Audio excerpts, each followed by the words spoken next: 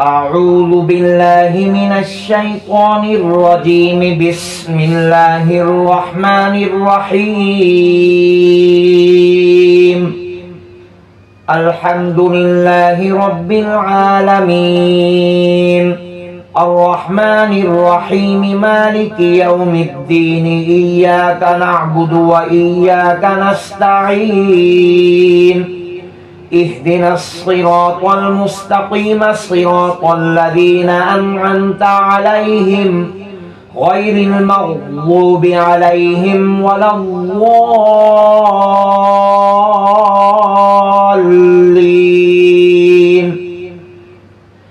بسم الله الرحمن الرحيم. ألف لام ميم. ذلك الكتاب لا ريب فيه هدى للمتقين الذين يؤمنون بالغيب ويقيمون الصلاة ومما رزقناهم ينفقون والذين يؤمنون بما أنزل إليك وما أنزل من قبلك وبالآخرة هم يوقنون. أولئك على هدى من ربهم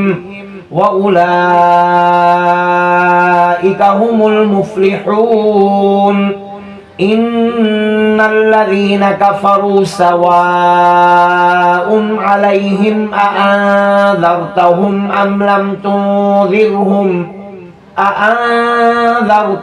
أم لم تنذرهم لا يؤمنون.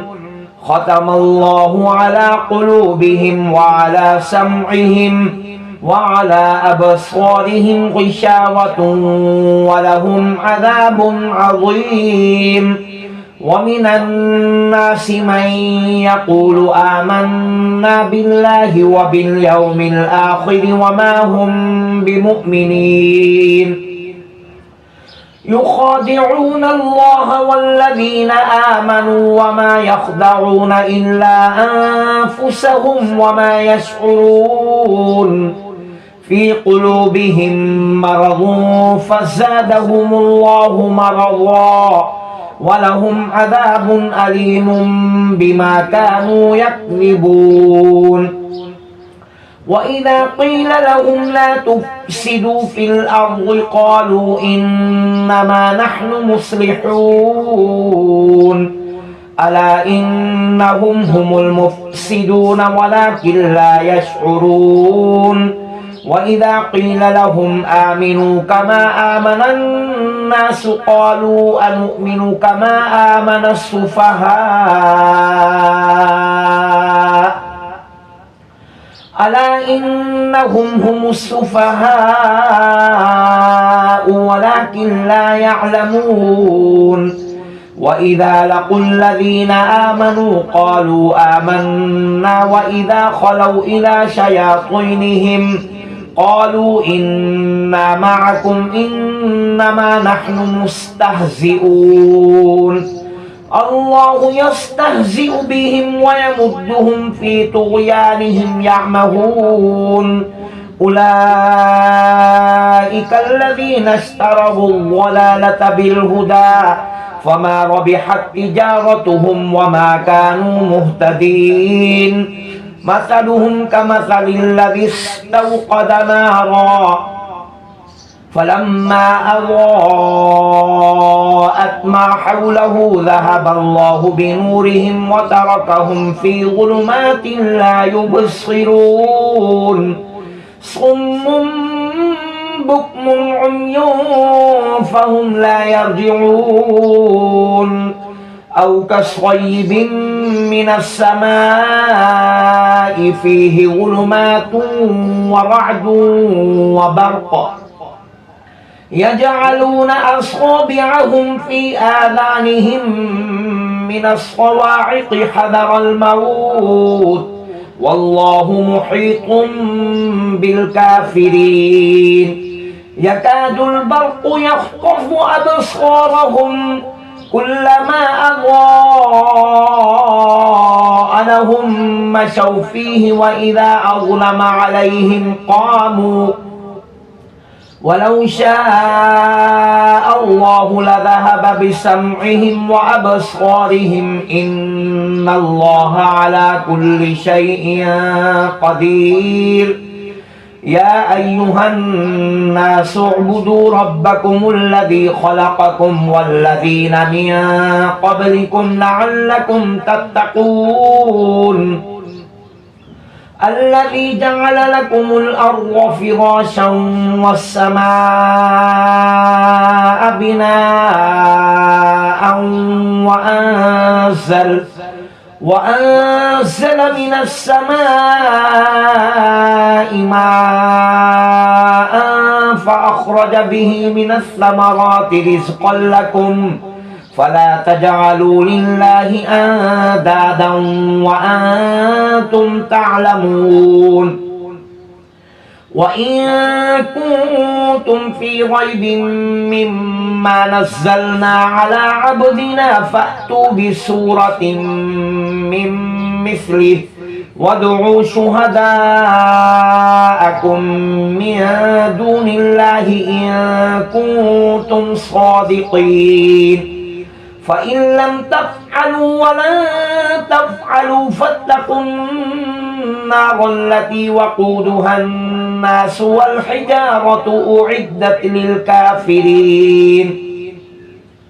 وبشر الذين آمنوا وعملوا الصالحات أن لهم جنات تجري من تحتها الأنهار كلما رزقوا منها من ثمرة رزقا قالوا هذا الذي رزقنا من قبل وأتوا به متشابها ولهم فيها أزواج مطهرة وهم فيها خالدون إن الله لا يستحيي أن يضرب مثلا ما بعوضة فما فوقها فأما الذين آمنوا فيعلمون أنه الحق من ربهم وأما الذين كفروا فيقولون ماذا أراد الله بهذا مثلا يضل به كثيرا ويهدي به كثيرا وما يضل به إلا الفاسقين الذين ينقضون عهد الله من بعد ميثاقه ويقطعون ما أمر الله به أن يوصل ويفسدون في الأرض أولئك هم الخاسرون كيف تكفرون بالله وكنتم أمواتا فأحياكم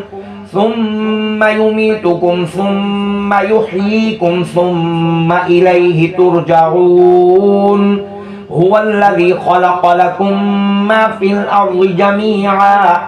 ثم استوى إلى السماء فسواهن 7 سماوات وهو بكل شيء عليم وإذ قال ربك للملائكة إني جاعل في الأرض خليفة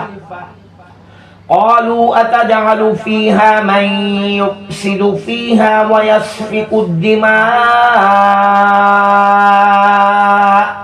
ونحن نسبح بحمدك ونقدس لك قال إني أعلم ما لا تعلمون وعلم آدم الأسماء كلها ثم عرضهم على الملائكة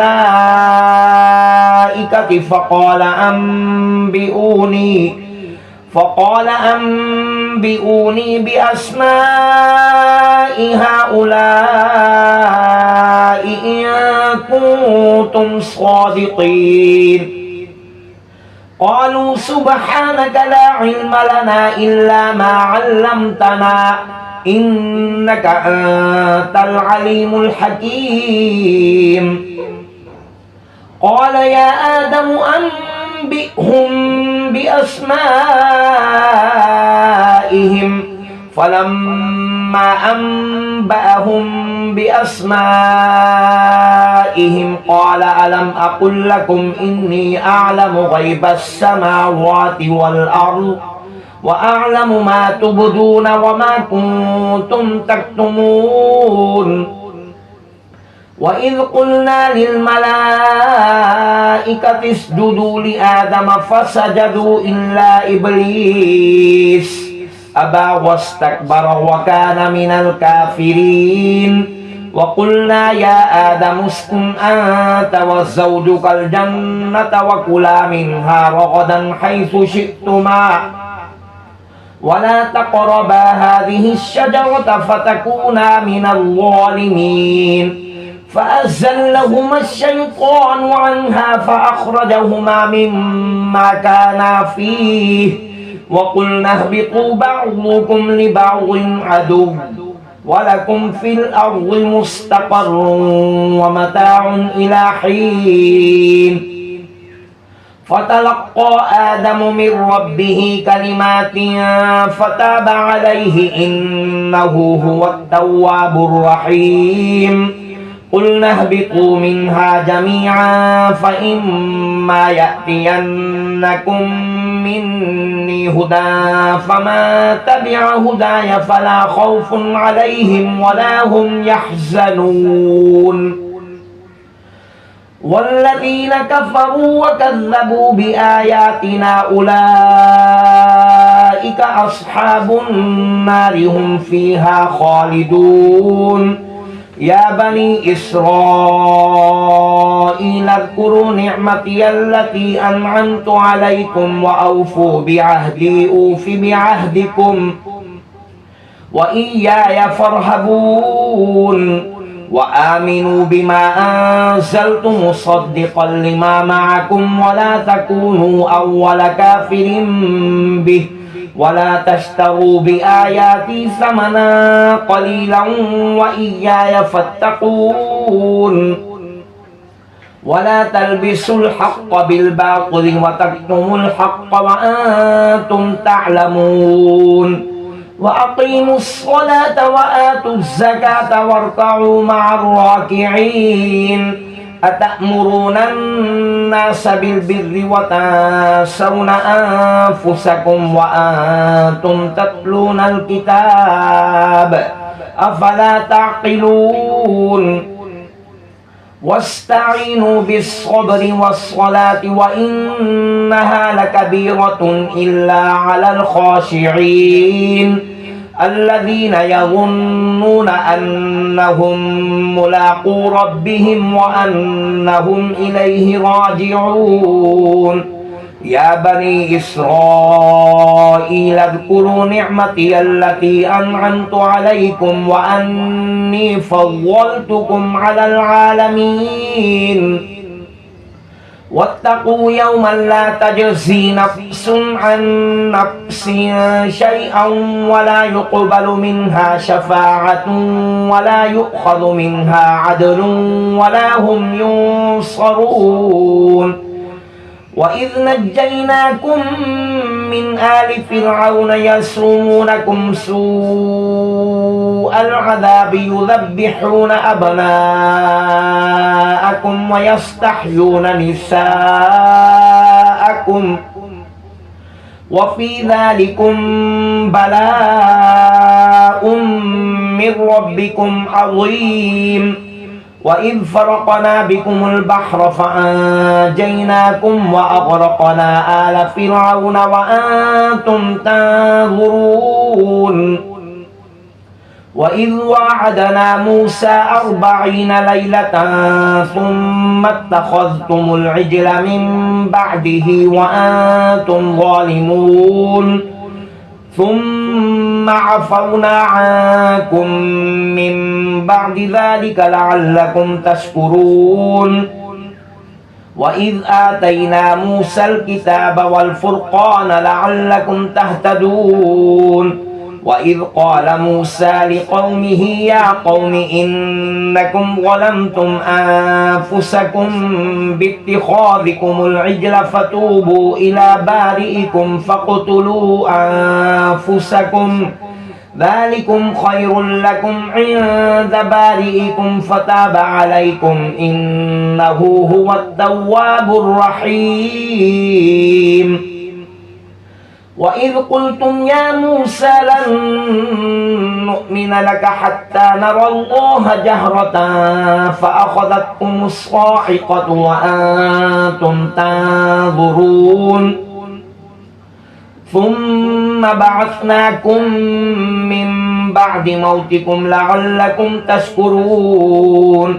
وظللنا عليكم الغمام وأنزلنا عليكم المن والسلوى كلوا من طيبات ما رزقناكم وما ظلمونا ولكن كانوا أنفسهم يظلمون وإذ قلنا ادخلوا هذه القرية فكلوا منها حيث شئتم رغدا وادخلوا الباب سجدا وقولوا حطة نغفر لكم خطاياكم وسنزيد المحسنين فبدل الذين ظلموا قولا غير الذي قيل لهم فأنزلنا على الذين ظلموا رجزا من السماء بما كانوا يفسقون وإذ استسقى موسى لقومه فقلنا اضرب بعصاك الحجر فانفجرت منه 12 عينا قد علم كل أناس مشربهم كلوا واشربوا من رزق الله ولا تعثوا في الأرض مفسدين وإذ قلتم يا موسى لن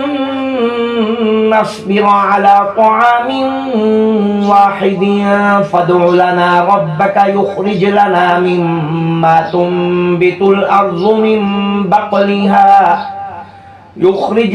مما تنبت الأرض من بقلها وقثائها وفومها وعدسها وبصلها قال أتستبدلون الذي هو أدنى بالذي هو خير اهبطوا مصرا فإن لكم ما سألتم وغلبت عليهم الذلة والمسكنة وباءوا بغضب من الله ذلك بأنهم كانوا يكفرون بآيات الله ويقتلون النبيين بغير الحق ذلك بما عصوا وكانوا يعتدون إن الذين آمنوا والذين هادوا والنصارى والصابئين من آمن بالله واليوم الآخر وعمل صالحا فلهم أجرهم عند ربهم ولا خوف عليهم ولا هم يحزنون وإذ أخذنا ميثاقكم ورفعنا فوقكم الطور خذوا ما آتيناكم بقوة واذكروا ما فيه لعلكم تتقون ثم توليتم من بعد ذلك فلولا فضل الله عليكم ورحمته لكنتم من الخاسرين ولقد علمتم الذين اعتدوا منكم في السبت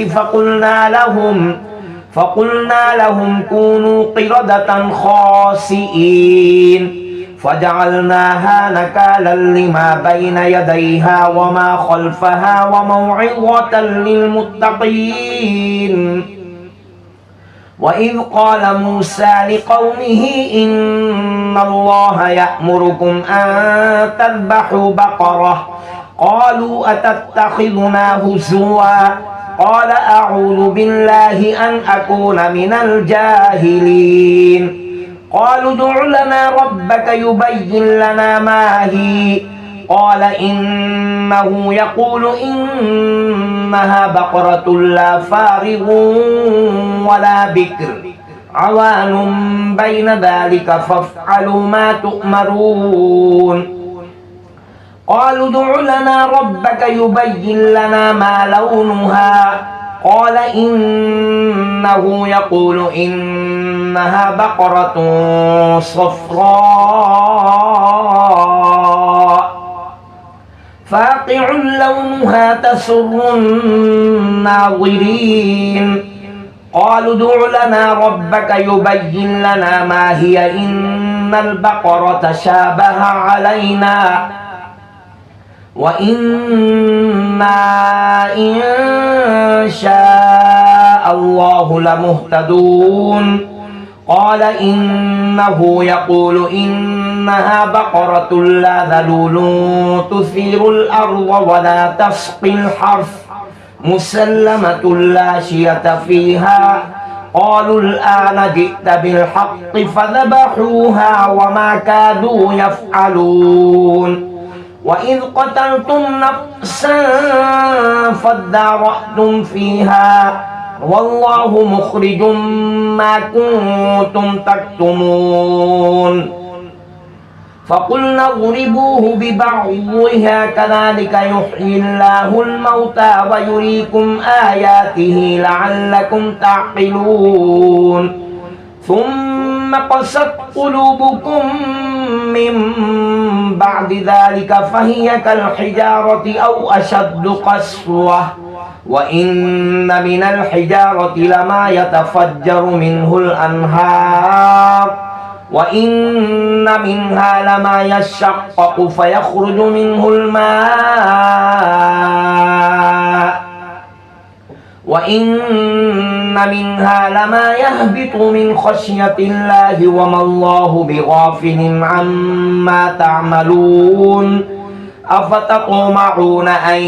يؤمنوا لكم وقد كان فريق منهم يسمعون كلام الله ثم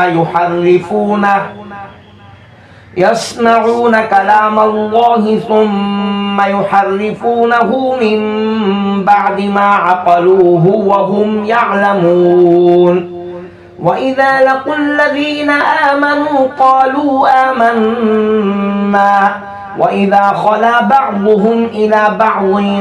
قالوا أتحدثونهم بما فتح الله عليكم ليحاجوكم به عند ربكم أفلا تعقلون أولا يعلمون أن الله يعلم ما يسرون وما يعلنون ومنهم أميون لا يعلمون الكتاب إلا أماني وإن هم إلا يظنون فويل للذين يكتبون الكتاب بأيديهم ثم يقولون هذا من عند الله ليشتروا به ثمنا قليلا فويل لهم مما كتبت أيديهم وويل لهم مما يكسبون وقالوا لن تمسنا النار إلا أياما معدودة قل أتخذتم عند الله عهدا فلن يخلف الله عهده أم تقولون على الله ما لا تعلمون بلى من كسب سيئة وأحاطت به خطيئته فأولئك أصحاب النار هم فيها خالدون والذين آمنوا وعملوا الصالحات أولئك أصحاب الجنة هم فيها خالدون وإذ أخذنا ميثاق بني إسرائيل لا تعبدون إلا الله وبالوالدين إحسانا وذي القربى واليتامى والمساكين وقولوا للناس حسنا وأقيموا الصلاة وآتوا الزكاة ثم توليتم إلا قليلا منكم وأنتم معرضون وإذ أخذنا ميثاقكم لا تسفكون دماءكم ولا تخرجون أنفسكم من دياركم ثم أقررتم وأنتم تشهدون ثم أنتم هؤلاء تقتلون أنفسكم وتخرجون فريقا منكم من ديارهم تظاهرون عليهم بالإثم والعدوان وإن يأتوكم أسارى تفادوهم وهو محرم عليكم إخراجهم أفتؤمنون ببعض الكتاب وتكفرون ببعض فما جزاء من يفعل ذلك منكم إلا خزي في الحياة الدنيا ويوم القيامة يردون إلى أشد العذاب وما الله بغافل عما تعملون أولئك الذين اشتروا الحياة الدنيا بالآخرة فلا يخفف عنهم العذاب ولا هم ينصرون ولقد آتينا موسى الكتاب وقفينا من بعده بالرسل وآتينا عيسى ابن مريم البينات وأيدناه بروح القدس أفكلما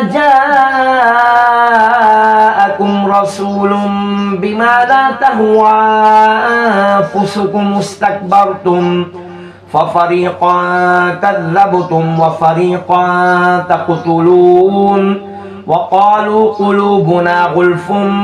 بل لعنهم الله بكفرهم فقليلا ما يؤمنون ولما جاءهم كتاب من عند الله مصدق لما معهم وكانوا من قبل يستفتحون على الذين كفروا فلما جاءهم ما عرفوا كفروا به فلعنة الله على الكافرين بئس ما اشتروا به أنفسهم أن يكفروا بما أنزل الله بغيا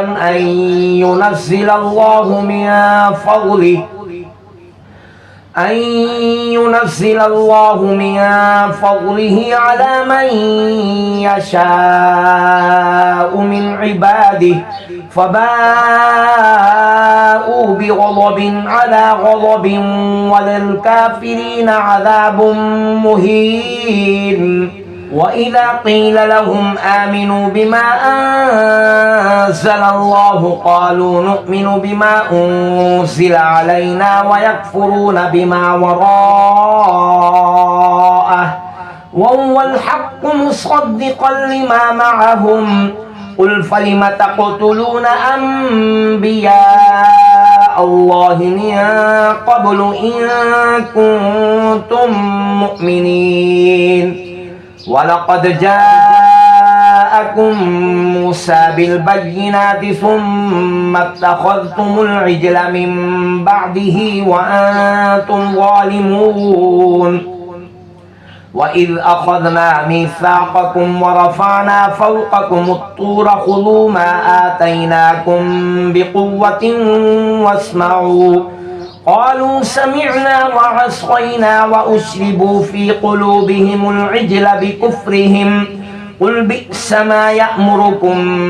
به إيمانكم إن كنتم مؤمنين قل إن كانت لكم الدار الآخرة عند الله خالصة من دون الناس فتمنوا الموت إن كنتم صادقين ولن يتمنوه أبدا بما قدمت أيديهم والله عليم بالظالمين ولتجدنهم أحرص الناس على حياة ومن الذين أشركوا يود أحدهم لو يعمر 1000 سنة وما هو بمزحزحه من العذاب أن يعمر والله بصير بما يعملون قل ما كان عدوا لجبريل فإنه نزله على قلبك بإذن الله مصدقا لما بين يديه وهدى وبشرى للمؤمنين ما كان عدوا لله وملائكته ورسله وجبريل وميكال فإن الله عدو للكافرين ولقد أنزلنا إليك آيات بينات وما يكفر بها إلا الفاسقون أو كلما عاهدوا عهدا نبذه فريق منهم بل أكثرهم لا يؤمنون ولما جاءهم رسول من عند الله مصدق لما معهم نبذ فريق من الذين أوتوا كتاب الله وراء ظهورهم كأنهم لا يعلمون واتبعوا ما تتلو الشياطين على ملك سليمان وما كفر سليمان ولكن الشياطين كفروا يعلمون الناس السحر وما أنزل على الملكين ببابل هاروت وماروت وما يعلمان من أحد حتى يقولا إنما نحن فتنة فلا تكفر فيتعلمون منهما ما يفرقون به بين المرء وزوجه وما هم بضارين به من أحد إلا بإذن الله ويتعلمون ما يضرهم ولا ينفعهم ولقد علموا لمن اشتراه ما له في الآخرة من خلاق ولبئس ما شروا به أنفسهم لو كانوا يعلمون ولو أنهم آمنوا واتقوا لمثوبة من عند الله خير لو كانوا يعلمون يا أيها الذين آمنوا لا تقولوا راعنا وقولوا انظرنا واسمعوا وللكافرين عذاب أليم ما يود الذين كفروا من أهل الكتاب ولا المشركين أن ينزل عليكم من خير من ربكم والله يختص برحمته من يشاء والله ذو الفضل العظيم ما ننسخ من آية أو ننسها نأتي بخير منها أو مثلها ألم تعلم أن الله على كل شيء قدير ألم تعلم أن الله له ملك السماوات والأرض وما لكم من دون الله من ولي ولا نصير أم تريدون أن تسألوا رسولكم كما سئل موسى من قبل ومن يتبدل الكفر بالإيمان فقد ضل سواء السبيل ود كثير من أهل الكتاب لو يردونكم من بعد إيمانكم كفارا حسدا من عند أنفسهم من بعد ما تبين لهم الحق فاعفوا واصفحوا حتى يأتي الله بأمره إن الله على كل شيء قدير وأقيموا الصلاة وآتوا الزكاة وما تقدموا لأنفسكم من خير تجدوه عند الله إن الله بما تعملون بصير وقالوا لن يدخل الجنة إلا من كان هودا أو نصارى تلك أمانيهم قل هاتوا برهانكم إن كنتم صادقين بلى من أسلم وجهه لله وهو محسن فله أجره عند ربه ولا خوف عليهم ولا هم يحزنون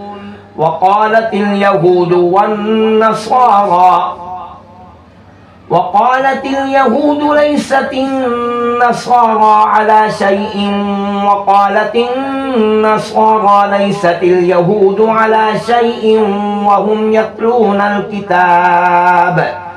كذلك قال الذين لا يعلمون مثل قولهم فالله يحكم بينهم يوم القيامة فيما كانوا فيه يختلفون ومن أظلم ممن منع مساجد الله أن يذكر فيها اسمه وسعى في خرابها أولئك ما كان لهم أن يدخلوها إلا خائفين لهم في الدنيا خزي ولهم في الآخرة عذاب عظيم ولله المشرق والمغرب فأينما تولوا فثم وجه الله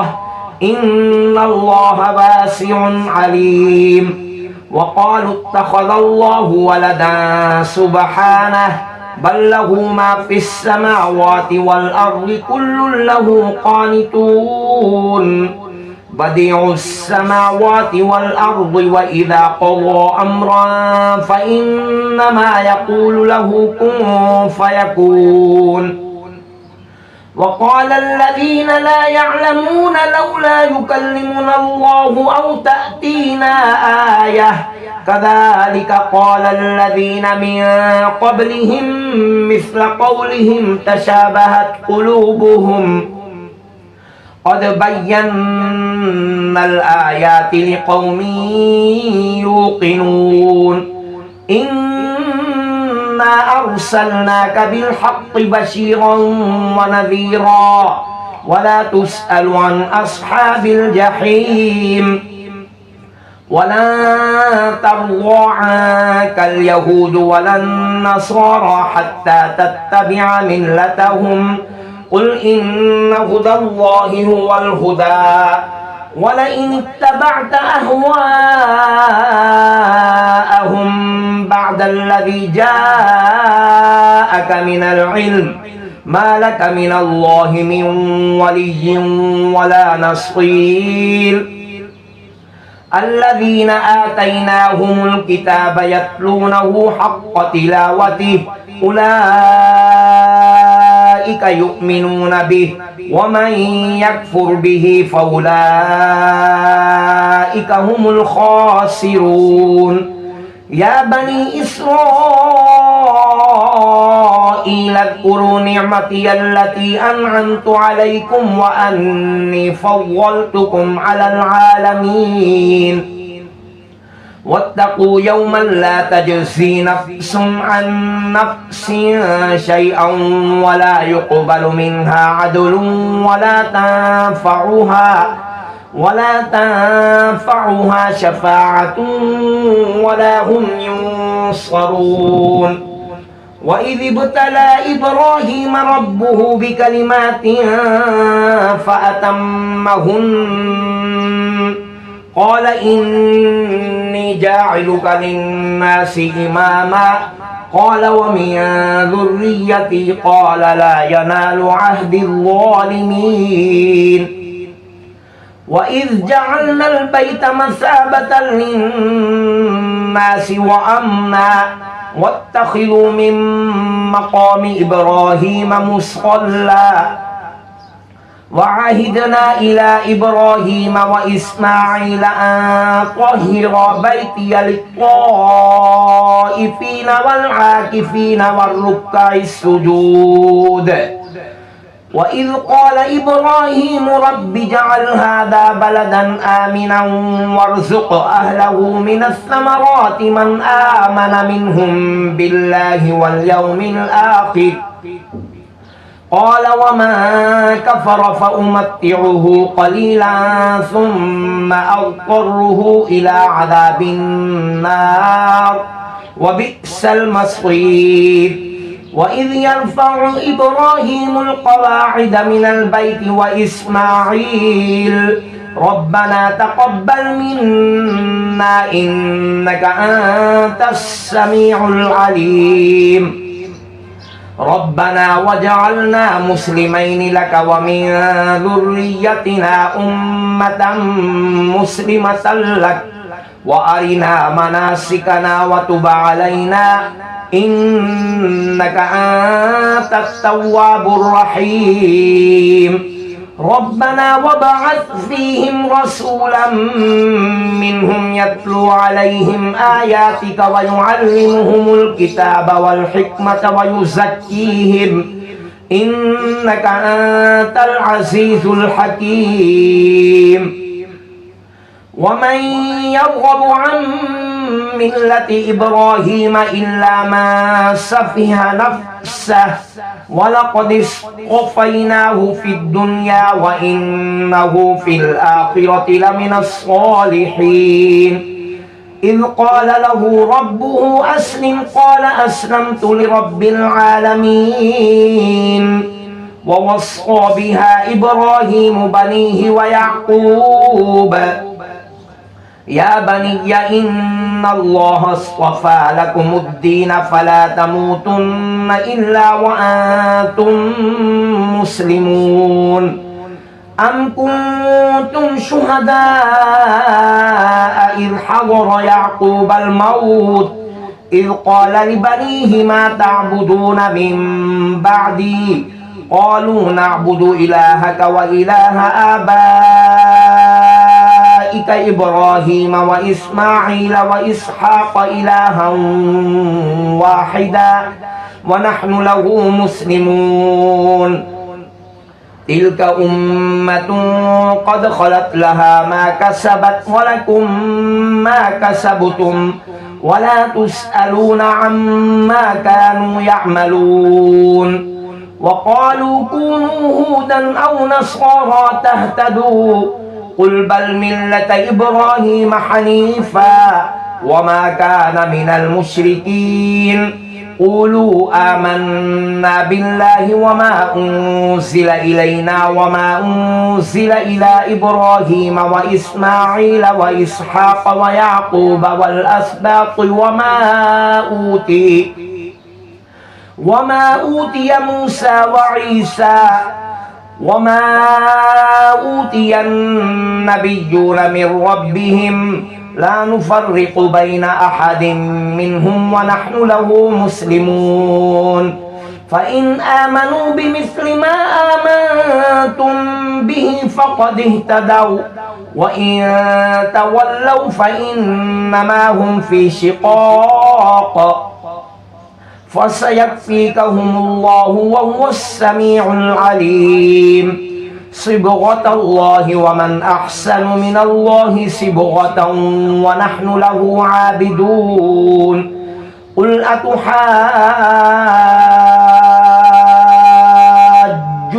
في الله وهو ربنا وربكم ولنا أعمالنا ولكم أعمالكم ونحن له مخلصون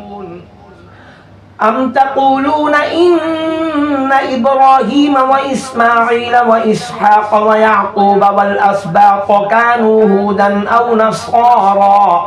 قل أأنتم أعلم أم الله ومن أظلم ممن كتم شهادة عنده من الله وما الله بغافل عما تعملون تلك أمة قد خلت لها ما كسبت ولكم ما كسبتم ولا تسألون عما كانوا يعملون صدق الله العظيم